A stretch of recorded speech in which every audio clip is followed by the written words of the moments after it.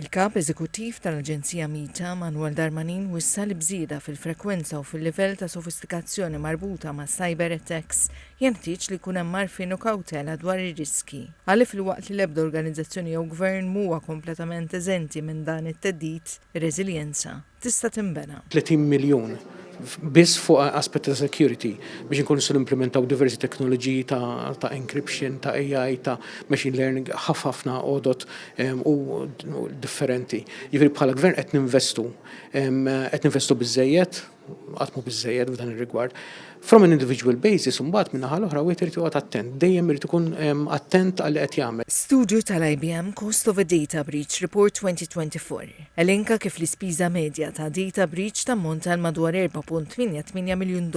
Fil-waqt l-Aġenzija tal-Aħbarijiet Reuters riċentement irrapportat li s-cyber attacks wew li negozji Ingliżi medja ta' $55 biljun fuq medda ta' 5 snin. Li żied oqsma li jattiraw attakki huma servizzi finanzjari, il-kummerċ internazzjonali u l-gaming.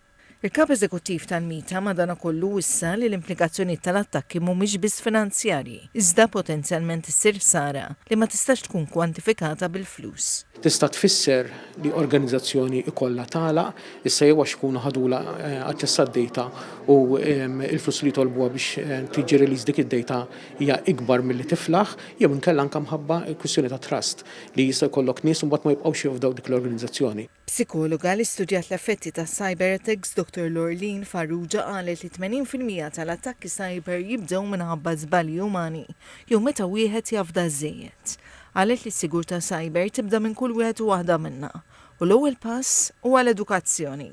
Edward Stark, l-espert mill-kumpanija CyberRisk Thomas Murray, qal li domandi kruċjali li jridu jkunu analizzati mill-lat ta' prevenzjoni jinkludu l-konsiderazzjoni ta' assi li potenzjalment jistgħu jkunu attakkati u d-difiża għalihom, il-livell ta' konfidenza fid-difiża u tfassil ta' soluzzjonijiet u strateġiji b'reazzjoni għal attakki bħal dawn.